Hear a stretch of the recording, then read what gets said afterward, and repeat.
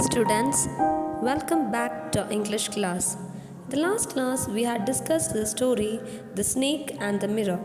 It is a story that a homeopath narrates his experience about a snake coiled around his hands. One hot summer night, the homeopath had his meal at the restaurant and returned to his room. The doctor had just started his practice. His earnings were therefore meager. He lived in a rented room which was not electrified. He had only 60 rupees in his suitcase, apart from a few shirts and he had one solitary coat. His house was full of rats. That day was very hot, so he went out to the veranda for a little air. But there was no wind, so he went back into the room and sat down on the chair.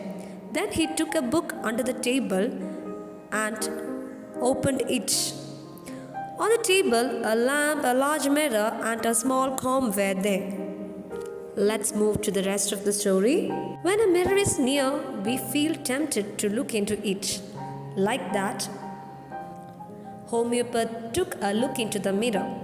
He was a great admirer of beauty, and he believed in making himself handsome. He gave importance to the fact that he was unmarried and doctor. He felt he had to make his presence felt. He wanted to impress others by his appearance. For that, he picked up the comb and ran it through his hair and adjusted the parting so that it looked straight and neat. Again, he heard the sound from above. He took a close look at his face in the mirror. Then, he decided to shave daily and grow a thin mustache to look more handsome. It is because he was, after all, a bachelor and a doctor. He looked into the mirror and smiled.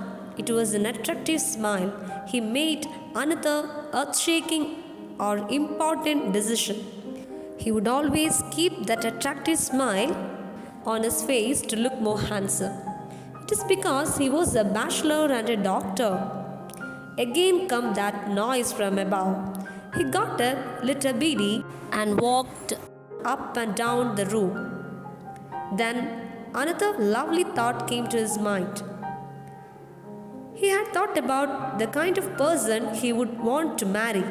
He wanted to marry a woman doctor who had plenty of money and a good medical practice, because he did not have any of those. He wanted a fat wife so that whenever he would make a mistake, his wife would not be able to catch him.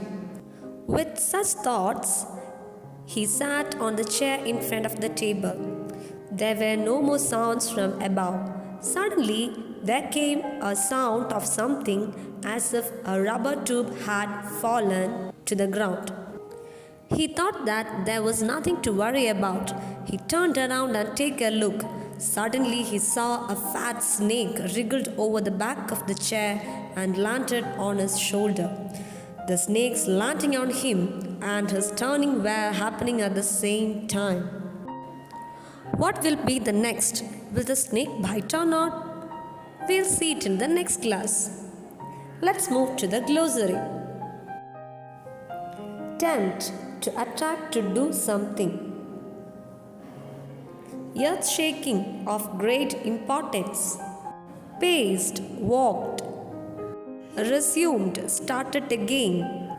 Thud, a heavy sound that made by an object falling to the ground. Wriggled means twisted. Simultaneous means happening at the same time. Now it's time for reading. One feels tempted to look into a mirror when it is near. I take a look. In those days, I was a great admirer of beauty, and I believed in making myself look handsome.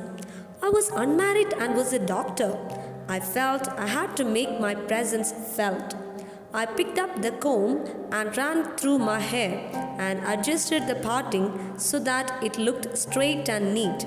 Again I heard that sound from above. I took a close look at my face in the mirror. I made an important decision.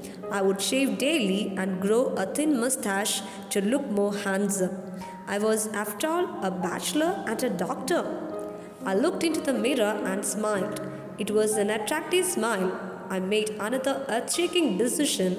I would always keep that attractive smile on my face to look more handsome. I was, after all, a bachelor and a doctor too on top of it. Again came that noise from above. I got up, lit a beady, and paced up and down the room. Then another lovely thought struck me. I would marry. I would get married to a woman doctor who had plenty of money and a good medical practice. She had to be fat for a valid reason. If I made some silly mistake and I needed to run away, she should not be able to run after me and catch me. With such thoughts in my mind, I resumed my seat in the chair in front of the table. There were no more sounds from above. Suddenly, there came a dull thud as if a rubber tube had fallen to the ground. Surely nothing to worry about. Even so, I thought I would turn around and take a look. No sooner had I turned than a fat snake wriggled over the back of the chair and landed on my shoulder. The snake's landing on me and my turning were simultaneous. Students, now you read the text thoroughly.